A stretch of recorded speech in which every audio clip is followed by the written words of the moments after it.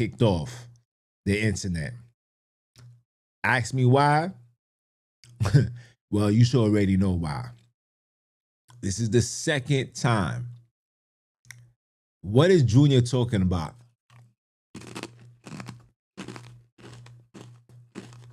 I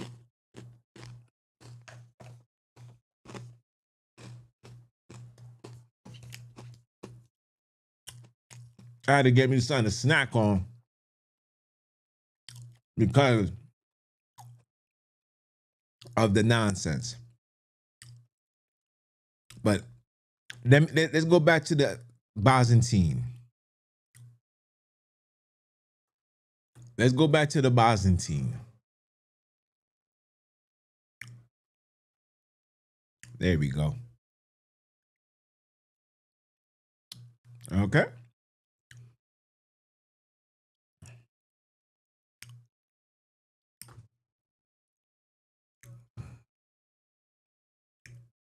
Where was we? Okay. The Garmia Gospel are the oldest known surviving illustrated Christian manuscript in Africa and amongst the oldest in the world, like dated to between the 5th and 7th century CE. Right?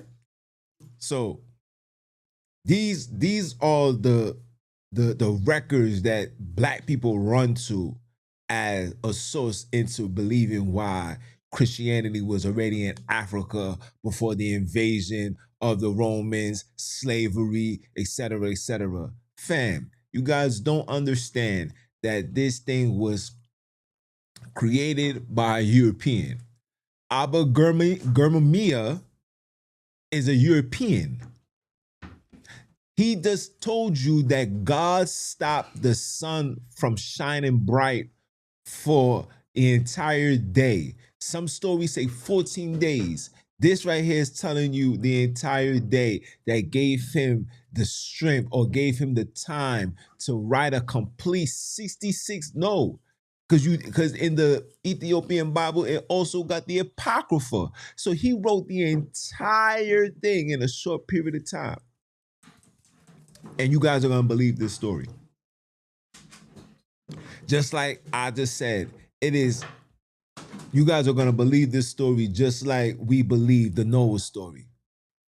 So now when you ask the logical, common sense, scientific proof, for one, nobody, there's not even a single, there's not even a single archaeological evidence of the Noah's Ark.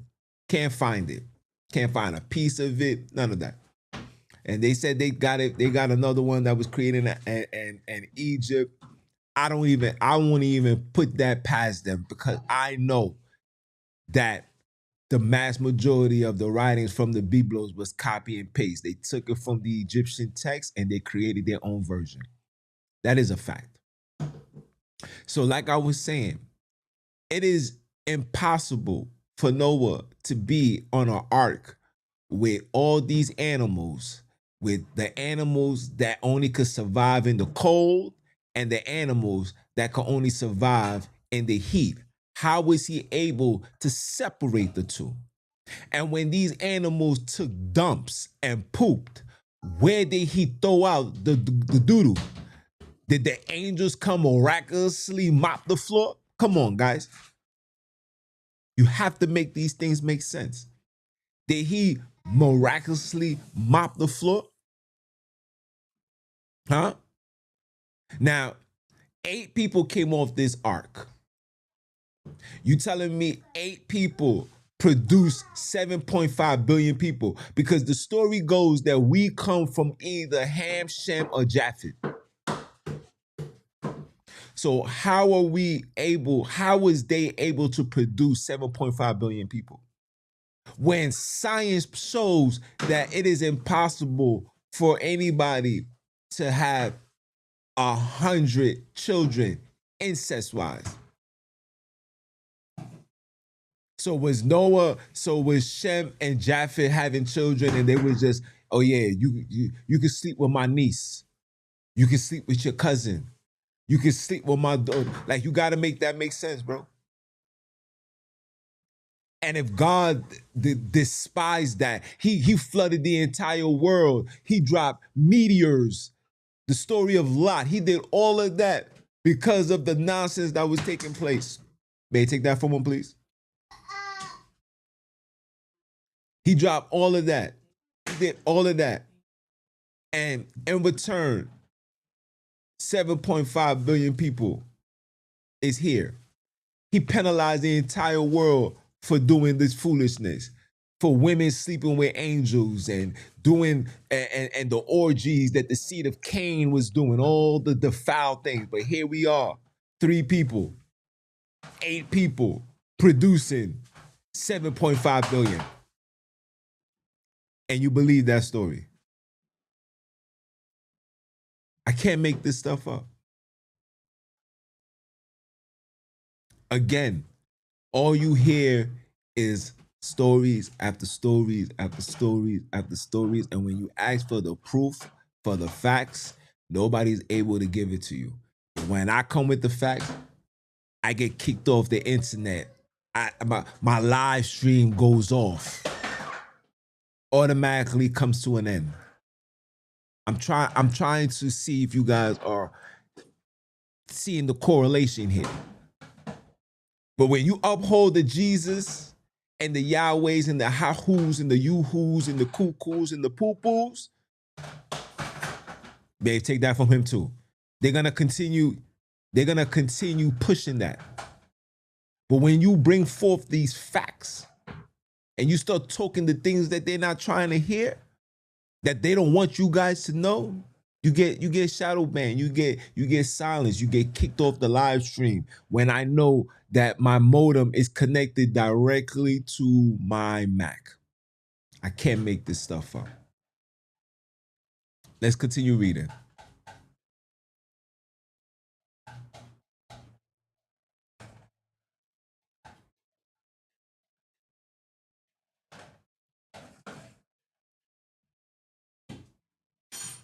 No.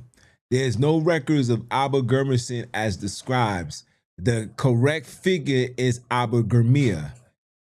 The feature attribute to Abergermia is legendary, not historical, meant to signify divine favor or to mercurialize, okay?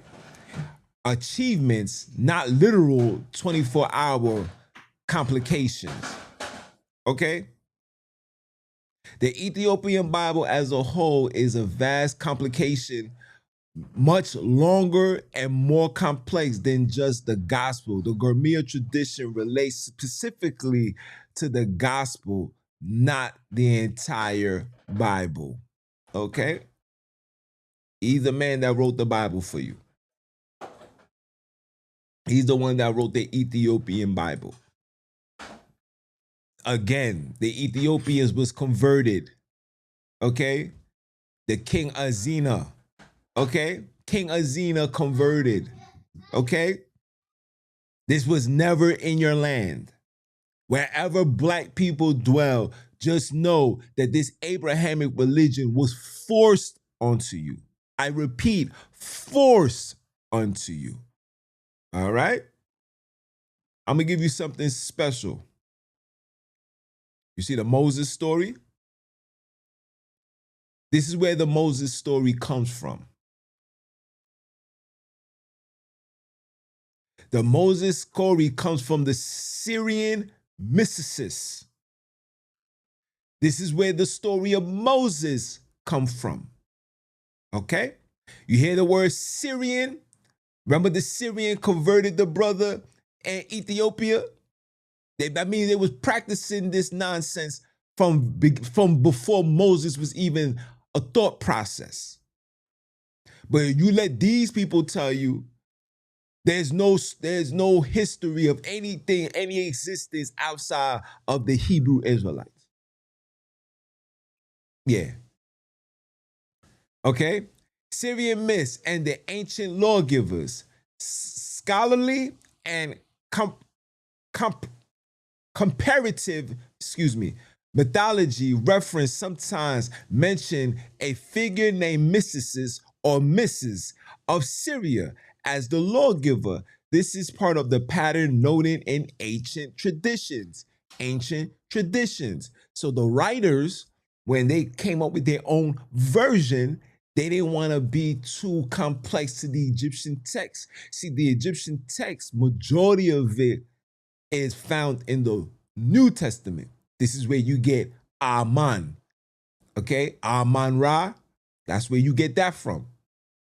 In the Old Testament, it comes from various traditions outside of these so-called Hebrews, Jews, whatever you want to call them. Okay? The book of Proverbs, the book of Psalms, all of that was taken from outside sources. Okay? Let's read. It says, in Syria, Mis is described as a lawgiver who carries stone tablets inscribed with the laws of God, remarkably similar to the Moses story. In India, Manu is the lawgiver. And Kriti, Manos played the same role. You notice that it's all beginning with M? In Israel, of course, Moses is the lawgiver. You don't know what you are practicing. You don't know what you are worshiping. This is all a facade. Absolutely no connection to the El Kebulan kidnaps worldwide and the El Kebulan colonized. Okay? It says these parables suggest a recurring archetype of a mediator who ascended a mountain, received a divine or sacred laws inscribed on stones, and presented them to the people. Some scholars believe that the Moses story and the myths are mystic or adapted versions of earlier law-giving legends from the region. Syrian law after the Hammurabi Code. Let's make sure I'm saying it right. I've been butchering all day.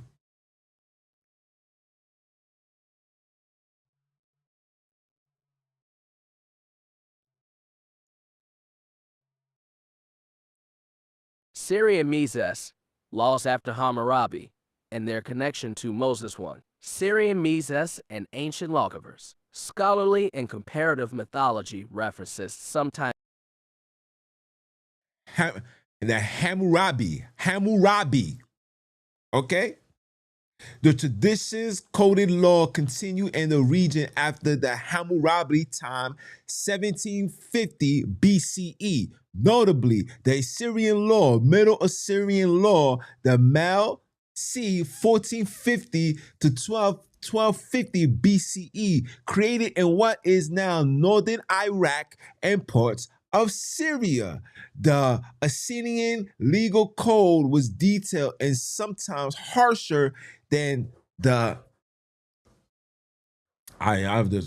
Hammurabi dealings with crimes, contracts, family law, and property, amongst others.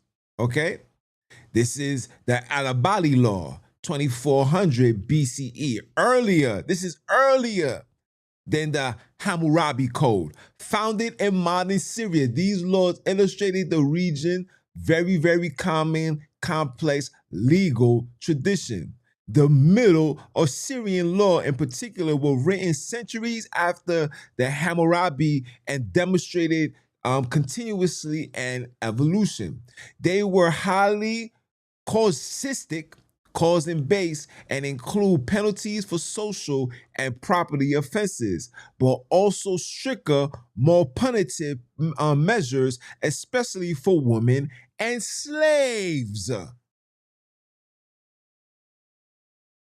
Connection to the laws of Moses.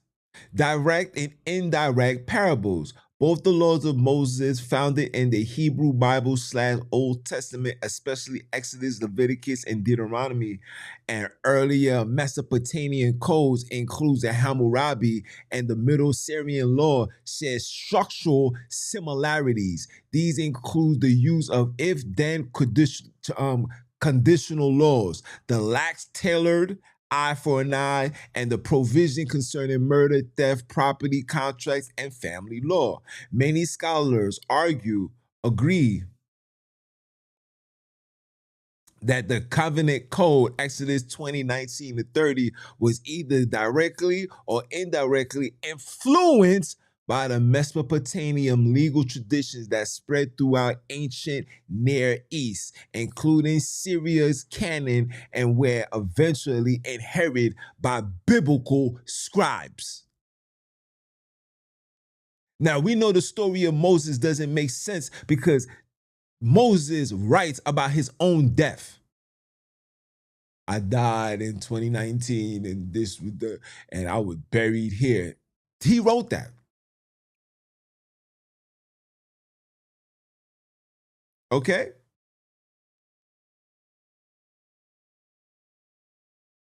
Where we at? Okay? Most contemporary scholars have concluded that the Hammurabi law and the covenant code are indirectly and distantly related. Nevertheless, the correlations are significantly numerous to suggest the relationship is direct.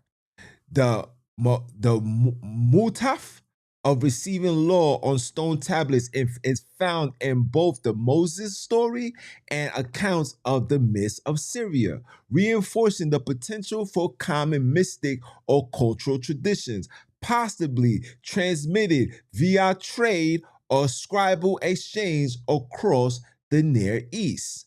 Okay? Key difference. The Mosaic law disguises by framing offenses against God, not just society, and often includes spiritual ritual dimensions. The Mosaic law institutes the sabbatically years, periods of economic release for the poor. Release for the poor. This is why the Bible is given to all you niggas that is poor. Okay? And a higher value of human life compared to many earlier codes. Was the Moses or the myths a borrow from Mesopotamian law? Modern scholarships recognize similarity but stop short of calling the Mosaic law simple plagiarism of the Hammurabi or other codes. The Mosaic law likely reworked, reinterpreted, and adapted common legal traditions, sometimes as direct revisions, sometimes as evolution, and added unique theological and humoristic principles. Conclusion. The Syrian myth is symbolic of its widespread ancient Near Eastern archetypes of the divine lawgivers on a mountain, closely parable by Moses, suggesting shared mystic roots or recompose. Am I saying it right?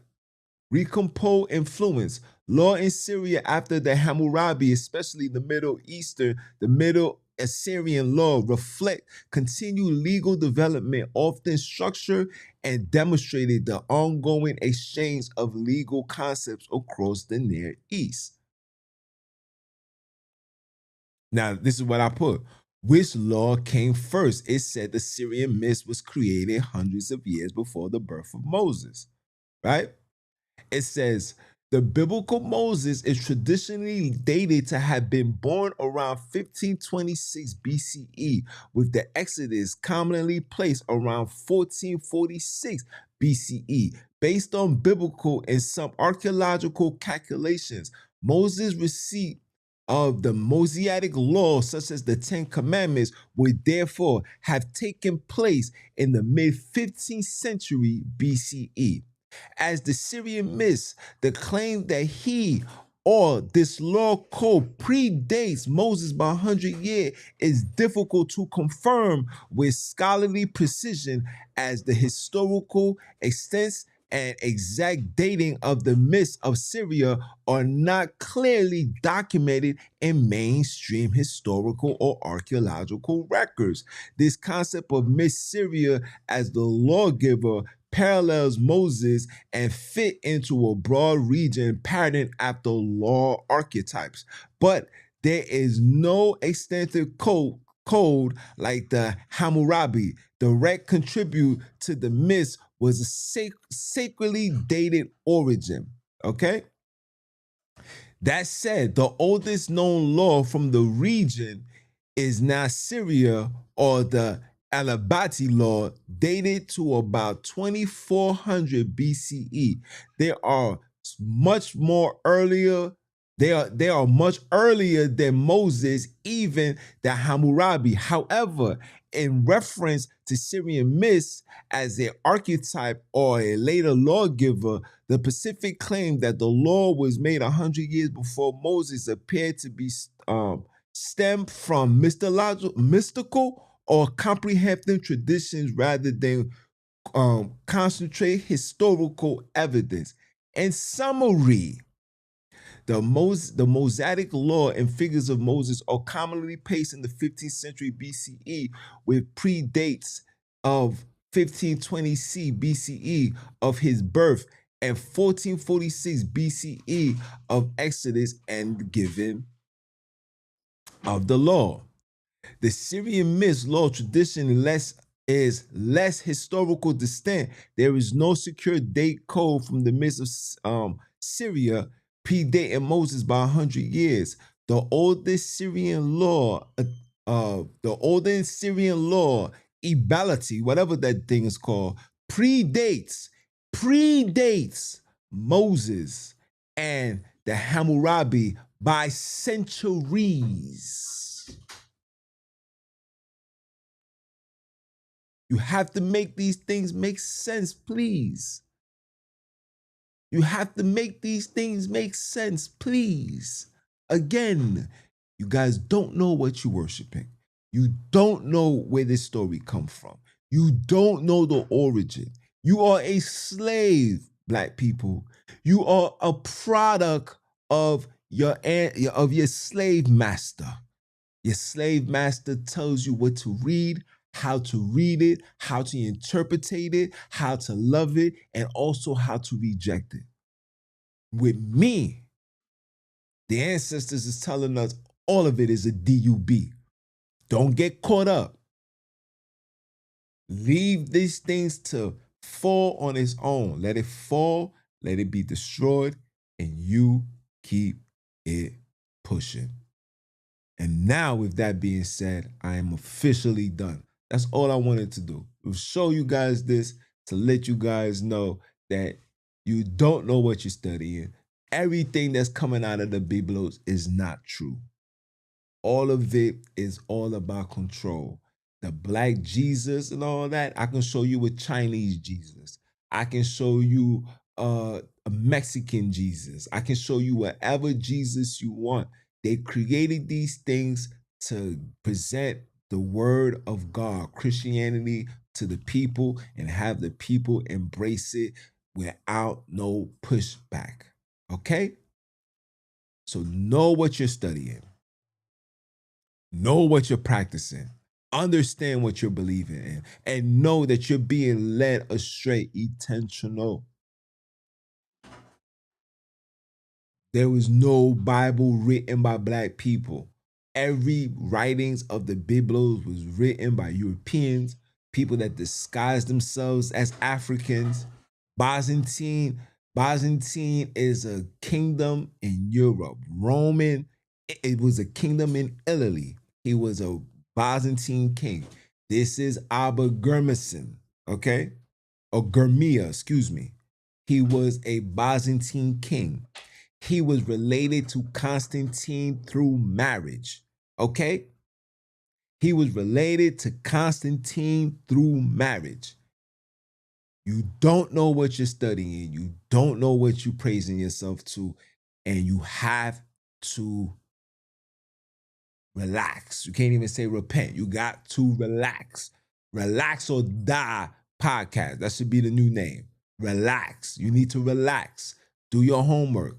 Stop falling for the fugazis. This is my third live. I got kicked off 3 times because I'm bringing forth the facts. They don't want this on the air. They want you to be under their hypnosis and their control. We're not nobody's control no more. They're about to get rid of us with AI and all that. We ain't going out to fight. That's just it. And if they don't like it, too bad. But I am him, Junes, the original, the voice for the voiceless, the representative of the El Kebulan kidnaps all over the world. I do it for y'all. And we ain't never gonna stop. And we ain't gonna stop until we get our goddamn land back. Are you dumb or are you dumb? And I'ma holler at y'all.